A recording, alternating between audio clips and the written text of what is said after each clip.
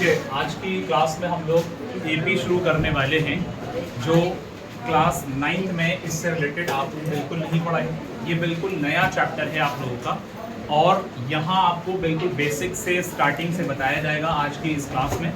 तो सभी लोग फोकस करके आराम से बैठे, बात बिल्कुल नहीं करें, ठीक है। इसका जो आपका चैप्टर का नाम है वो है अरिथमेटिक प्रोग्रेशन। तो इसको हम शॉर्ट में एपी भी कहते हैं, ठीक है, ये याद रखना है। अब इससे पहले एपी के बारे में हमने कुछ नहीं पढ़ा है क्योंकि 9th क्लास के बाद 10th में जब हम आ रहे हैं तो 9th में वहाँ पर इससे रिलेटेड कोई चैप्टर नहीं था। जैसे कि एक चैप्टर आपने पॉलिनोमियल पढ़ा तो 9th में भी पढ़ कर आए थे पॉलिनोमियल, तो यहाँ भी पढ़ा। ऐसे ही आपने कई चैप्टर ऐसे ट्राइंगल वहाँ पढ़ा तो यहाँ भी पढ़ रहे थे, ऐसे क्वाड्रिलेटरल वहाँ पढ़ा था तो यहाँ भी पढ़ रहे थे, सरफेस एरिया वॉल्यूम यहाँ पढ़ा था 9th में पढ़ा था तो यहाँ भी आप पढ़ रहे हैं। तो कुल मिलाकर के यह है कि एपी जो है वो बिल्कुल न्यू चैप्टर है जो कि आज की क्लास में आपका स्टार्ट किया जा रहा है। तो सबसे पहले हमें जानना है कि एपी कहते किसे हैं, अरिथमेटिक प्रोग्रेशन होता क्या है, ये बात आपको समझनी है। मैं देखिए इसके इंट्रोडक्शन के अंदर कुछ चीज़ें बताई गई। You must have observe that in nature many things follow certain pattern such as the petals of sunflower, the holes of honeycomb, the grain of a maize comb, the spiral on a pineapple and a pine cone, etc. कुल मिलाकर के एक sequence आपको इन सब चीज़ों का बताया गया है। जहाँ कहीं भी सीक्वेंस की बात होगी वो आपका एपी में कंसीडर किया जाएगा। तो अब किस तरह से रहता है मैं आपको आता हूँ मेन पॉइंट पर। और देखें यहाँ पर कई सारे और भी बहुत सारे आपके सामने एग्जाम्पल्स हैं जो एपी को समझाते हैं। मैं डायरेक्टली अब यहाँ पर आपके एपी की जो डेफिनेशन है उस पर मैं आता हूँ, ठीक है। अरिथमेटिक प्रोग्रेशन, देखिए एक चीज़ ये समझिए कि सबसे पहले अरिथमेटिक प्रोग्रेशन जब हम पढ़ेंगे तो वहाँ पर हमें जानना है कि टर्म की बिहाफ पे हम बात करेंगे, यानी टर्म वहाँ पर आती है। अब उन टर्म को कैसे पहचाना जाता है और टर्म क्या चीज़ होती है, कॉमन डिफरेंस क्या होता है, सीक्वेंस क्या होता है, ओवरऑल सारी चीज़ों की हम बात करेंगे। तो यहाँ पर जो है अरिथमेटिक प्रोग्रेशन में consider the following list of the number, ये लिस्ट है नंबर की 1 2 3 4 4 एंड सो ऑन। इस तरह से आपको अलग अलग लिस्ट दे रखी है 100 70 40 10। तो एक पैटर्न बन रहा है यहाँ पर, आपको नजर आ रहा है 3 -2 -1 0 इस तरह से। तो ये एक सीक्वेंस में जा रहे हैं। अब मैं आपको यहाँ पर बताना ये चाह रहा हूँ कि एक्चुअली यहाँ जो है आपके सामने जो सीक्वेंस रखा गया है, जो सबसे पहला होता है वो आपका A1 कहलाता है। देखिए सबसे पहले वाला क्या कहलाएगा, A1, ठीक है, ये आपका A1। दूसरा वाला A2, तीसरा वाला A3 और चौथा वाला A4 एंड सो ऑन। तो यहाँ पर AN तक आ रही है। तो ये एक तरह से इसका सीक्वेंस है। ये सारे क्या है, टर्म है। अब यहाँ पर ये जो है ये आपका फर्स्ट टर्म है। तो फर्स्ट टर्म को हम हमेशा A1 से डिनोट करते हैं। फर्स्ट टर्म को हम हमेशा A1 से डिनोट करते हैं। याद रहे कि फर्स्ट टर्म का मतलब होता है जिसके अंदर आपका मतलब A1 होगा। अब A2 को हम लिख सकते हैं A प्लस D के फॉर्म में, A प्लस D के फॉर्म में, ये आपका A2 होगा। और ये आपका क्या है बच्चों, सेकेंड टर्म है, इतना याद रखना है, ठीक है। तीसरी चीज ये है कि यहाँ जो इसका A प्लस 2D, अब आप लोग सीक्वेंस देख पा रहे कि यहाँ पर इससे D में एक कम हो जा रहा है, A plus 2D, this is the standard form of A3।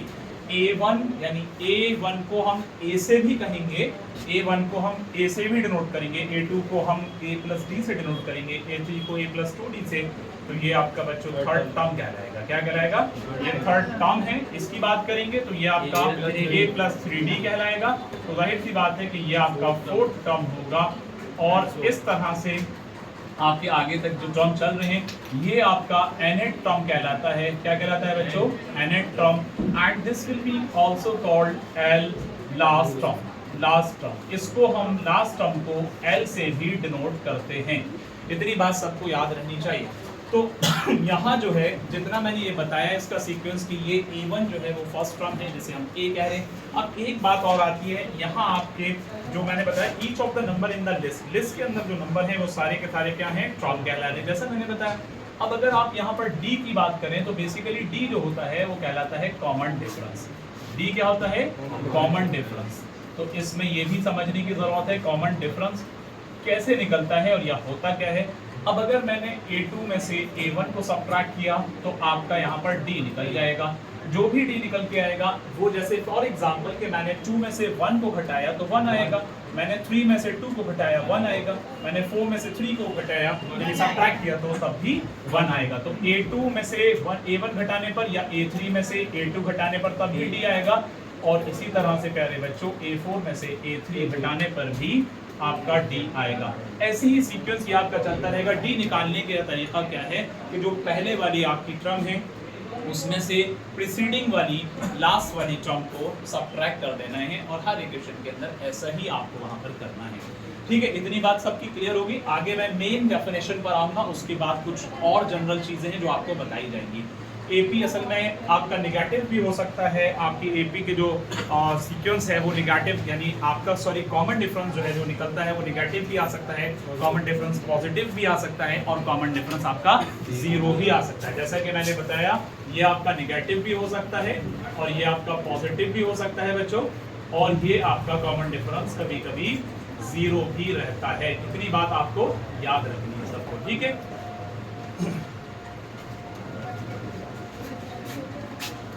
अंदर अब हम अरिथमेटिक प्रोग्रेशन की डेफिनेशन को जानेंगे। देख लीजिए, an arithmetic progression is a list of a number in which each term is obtained by adding a fixed number to the preceding term except the first term। मतलब ये कहा गया है कि पहले टर्म को छोड़ कर, मतलब क्लास शुरू हो गई है, फोकस करो, पहले टर्म को छोड़ करके आप बाकी के आगे वाली टर्म में पीछे वाली टर्म को हर बार ऐड करते जाएंगे तो आपकी एपी बनती जाएगी। तो इसके अंदर एक बात यह है कि this fix number is called the common difference. जैसा कि मैं पहले बता चुका हूं कि कॉमन डिफरेंस जो है वो फिक्स नंबर है, यानी सभी का सारे टर्म का कॉमन डिफरेंस सेम ही आता है, और कॉमन डिफरेंस जो है वो पॉजिटिव भी हो सकता है, नेगेटिव भी हो सकता है, जीरो भी हो सकता है। इसमें समझने वाली बात ये, जैसे फॉर एग्जांपल कि मैंने लिखा 2, अब मैंने 2 लिखा, दिस इज A1 यानी A है। अब अगर A2 बनाऊंगा तो फॉर एग्जांपल मैंने यहाँ पर 4 लिखा तो ये आपका A2 है।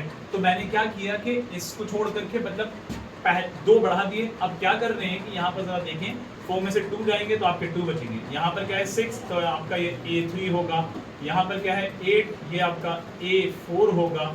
ऐसे करके आपके चलेंगे। जब भी आपसे कोई भी टर्म के बारे में पूछा जाएगा कि आपको 100 टर्म निकालना है तो आपको जनरल फॉर्म याद रखना है। 100 टर्म निकालने के लिए A प्लस 99D के इक्विवेलेंट जाएगा। अगर 200 टर्म निकालना है तो आपको करना है A प्लस 199D, ऐसे करके आप सीक्वेंस बनाते रहेंगे। आपको 7 टर्म निकालना है तो आप करेंगे A प्लस 6D, इस तरह से आप ये टर्म बनाते जाएंगे। ये इसका जनरल फॉर्म है। याद रखो कि इसके अंदर जो सीक्वेंस बन रहा है, जैसा मैंने बताया, वो कॉमन डिफरेंस जो है वो आपका पॉजिटिव भी हो सकता है, नेगेटिव भी, और जीरो भी हो सकता है। ये कुछ बेसिक चीजें। इसके अलावा अब यहाँ पर जो है कुछ बेसिक फॉर्मूले हैं जो आपको याद रखने हैं, जो यहाँ आपको यूज किए जाएंगे एक्सरसाइज में। देखिए कुछ चीजें और बताई गई हैं कि यहाँ जो है आपका A2 माइनस A1 जो है, और A3 माइनस A2 जो है, और AN माइनस AN-1, ये सारे के सारे D निकालने का ये तरीका है। अब जैसे आप पहले वाली टर्म में से यानी 5 वाली टर्म में से पहले वाली को लेस करें, A3 में से 2 को लेस कर रहे हैं तब D आएगा, और A2 में से 1 को लेस करें तब D आएगा। अब nth टर्म में से क्या करेंगे, AN माइनस AN-1 करेंगे तब भी आपका D निकल करके आएगा। तो कुल मिलाकर के कुछ और भी कई सारे आपको एग्जाम्पल दे रखे हैं। तो यहाँ आगे बढ़ते हैं। अब जो यहाँ पर आपको जनरल फॉर्म दिया है, जैसा कि मैंने आपको बताया, ऑलरेडी बता चुका हूँ मैं कि general form A plus D, A plus 2D, A plus 3D and so on. बात समझ में आ गई? ये आपका जनरल फॉर्म है। यहाँ पर एक बात और समझने वाली है कि AP बेसिकली 2 तरह के आपके AP होते हैं। एक AP आपका फाइनाइट होता है और दूसरा AP आपका इनफाइनाइट होता है।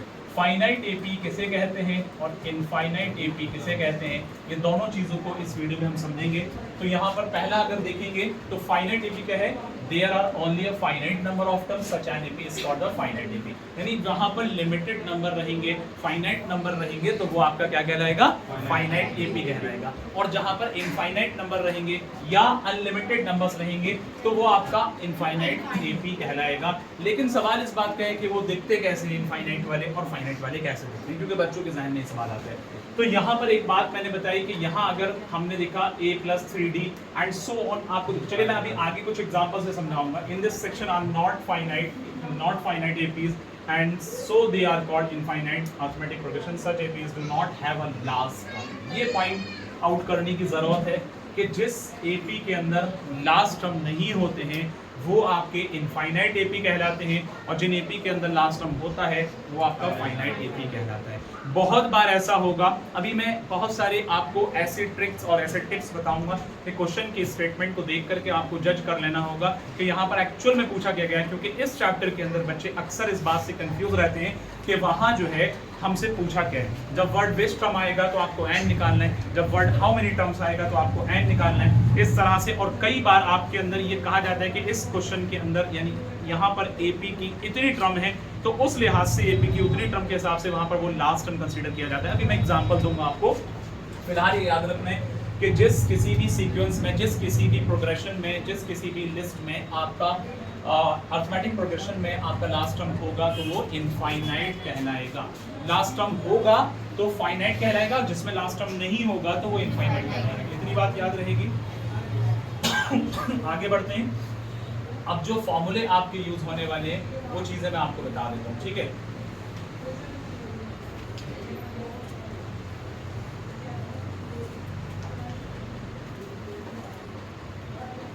देखिए यहाँ जो है आपके जो फॉर्मूले यूज होंगे, इसके अंदर आपके 2-3 फॉर्मूले यूज होंगे जो आपको सबको नोट करना होगा और याद रखना होगा। एक formula an is equal to a plus n minus 1 into d, और इसमें कुछ ट्रिक भी हैं जो मैंने पीछे के सालों में ट्रिक वाले प्लेलिस्ट के अंदर वहाँ पर ट्रिक बना रखी है, एपी की भी है, नंबर सिस्टम की भी, और भी बहुत सारी हैं, तो आप लोग वहाँ से देख सकते हैं। वो काफ़ी ट्रिक आपकी वैलिड होने वाली है, मतलब आपके लिए बहुत फायदा होगा उससे। an is equal to a plus n minus 1 into d. अब यहाँ पर सवाल है कि an क्या चीज़ है। an ये nth टर्म है या वो लास्ट टर्म है कह सकते हैं। a मतलब फर्स्ट टर्म है, n मतलब नंबर ऑफ टर्म्स है, इसमें से 1 को घटाएंगे, और d मतलब कॉमन डिफरेंस है। एक फॉर्मूला आपके सामने ये है। दूसरा फॉर्मूला आपका रहेगा, एक और आता है an इज इक्वल टू, यहाँ पर एक सम के केस में होगा और एक लास्ट टर्म के केस में होगा। चलिए वो मैं आपको आगे बताऊंगा। फिलहाल फर्स्ट एक्सरसाइज के लिए आपका ये वाला फार्मूला आपको यूज करना है, an is equal to a plus n minus 1 into d. अब कई बार क्या होता है कि लास्ट टर्म अगर दे रखा है तो इस जगह पर आप लास्ट टर्म भी रख सकते हैं, ये बात आपको याद रखनी है, ठीक है। इसको नोट कर लीजिए, इस फार्मूले को याद है। एक फार्मूला आपका रहेगा Sn इज इक्वल टू, सम में आता है यहाँ पर, चलो अभी आगे बताएंगे क्योंकि फिर आप लोग कंफ्यूज हो जाएंगे, कई सारे फॉर्मूला आएंगे एक साथ। फिलहाल एक याद रखो, फिलहाल आप लोग एक याद रखो, an is equal to a plus n minus 1 into d, ठीक है। एक एग्जाम्पल है आपके सामने, एग्जाम्पल 1 है। यहाँ पर आपसे कहा है इस एग्जाम्पल 1 के अंदर कि for the AP 3/2 1/2 minus 1/2 minus 3/2 right the first term A and the common difference. इस एग्जाम्पल में बेसिक से आपको सिर्फ इतना बताना है कि फर्स्ट टर्म क्या है। तो इसका जो फर्स्ट टर्म है वो क्या है, 3/2, एक तो चीज आ गई। और कॉमन डिफरेंस क्या है बच्चों, D निकालने के लिए क्या करेंगे, 1/2 में से माइनस करेंगे 3/2। तो यहाँ इसको लेस करने पर कितना आएगा बच्चों, 1 माइनस 3, तो आपको माइनस 2/2, सही है। माइनस 2/2 को सब्ट्रैक्ट करेंगे और सिंप्लीफाई करेंगे तो माइनस 1 आएगा, माइनस 1 आएगा। तो आपका डी कितना आ रहा है, -1। बेसिक सा एग्जांपल है, आप लोग सब समझ पा रहे हैं इस चीज को कि किसी भी लिस्ट के अंदर, किसी भी अरिथमेटिक प्रोग्रेशन के अंदर फर्स्ट टर्म जो होगा वो वही होगा जो शुरुआत में है। कॉमन डिफरेंस निकालने के लिए इसमें से इसको लेस करना है, इसमें से इसको लेस करना है, इसमें से इसको लेस करना है, किसी में से भी आप लेस करके देख सकते हैं, आपका कॉमन डिफरेंस आ जाएगा। अब यहाँ पर एग्जाम्पल 2 के अंदर कहा गया which of the following list of the numbers form an AP, इनमें से कौन सी लिस्ट ऐसी जो एपी को बना रहे, if they form an AP right the next 2 term. इसके कई सारे पार्ट हैं और इसमें कह रहे हैं जो एपी बन रहा है जिस पार्ट में, उसके आपको अगले 2 टर्म मेंशन करने हैं, लिखने हैं। तो हम चेक कर लेंगे, वो चेक किस तरह से करेंगे देख लीजिए जरा। इसको नोट करना है किसी को, एग्जाम्पल अवेलेबल है, कर लो। चलो मैं यहाँ बता देता हूँ। देखिए यहाँ पर जो है अगर आप 10 में से 4 को घटाएंगे कितना बचेगा, 6। 16 में से 10 को घटाएंगे 6 बचेगा, 22 में से 16 में से 6 है। तो ये आपका AP है, ये आपका AP सीरीज है, यानी अरिथमेटिक प्रोग्रेशन की लिस्ट है ये। अब यहाँ पर जो है आप इसके अगले 2 टर्म बताने के लिए 22 के बाद अगले 2 टर्म 28 और 34, इसके अगले 2 आंसर आ जाएंगे। इतनी बात आपको याद रहेगी। ऐसे ही हर पार्ट को आपको चेक करना है। अगर इसका सेकेंड पार्ट देखेंगे तो 1 -1 -3 -5 है, तो यहाँ -1 में से 1 को घटाएंगे तो -2 आएगा, क्योंकि ये प्लस का है ना। -1 में से +1 को जब घटाएंगे तो ये माइनस माइनस के दोनों बन जाएंगे, तो जाहिर है क्या आएगा, -2 आएगा। अब -3 में से -1 को घटाएंगे, यहाँ -3 में से -1 को जब घटाएंगे तो यहाँ पर भी -2 आएगा। सही है, क्योंकि जाहिर है कि माइनस माइनस ये वाला प्लस बनेगा और 3 में से 1 जाएगा। तो करके बता दूं, देखो -1 में से अगर आप घटा रहे हैं इसको +1 को, तो आपके पास ये भी माइनस का -1 -1 इज इक्वल टू यहाँ पर -2 हो जाएगा। कितना हो जाएगा, -2 हो जाएगा। अब अगर मैं -3 में से मैं घटाऊंगा किसको, माइनस के 1 को, तो मेरे पास -3 माइनस माइनस प्लस यहाँ पर 1 हो जाएगा, और पॉजिटिव निगेटिव घटता है और साइन उसका लगता है जो नंबर बड़ा होगा, तो -2 आ रहा है। तो ये भी डी आ रहा है, ये भी डी आ रहा है, तो कॉमन डिफरेंस सेम ही आ रहा है। आगे देख लेते हैं, -5 में से -3 घटाएंगे तो माइनस प्लस होगा, तो 5 में 3 जाएंगे तब भी -2 आएगा। तो कुल मिलाकर के ये भी आपका बन रहा है। अब इसकी अगली बाकी पार्ट्स को आप लोग ऐसे ही चेक करेंगे, इसकी आगे की टर्म चेक बनाएंगे तो 1 -1 -3 -5, अब क्या आएगा, -7, और -7 उसके बाद क्या आना चाहिए, -9 -7 और -9 अगले इसके 2 टर्म कहलाएंगे। इतनी बात क्लियर। ऐसे ही आप 3rd 4th 5th को देख पाएंगे। इसको जो बच्चे नोट करना चाहते हैं 2 मिनट में नोट कर लीजिए फटाफट।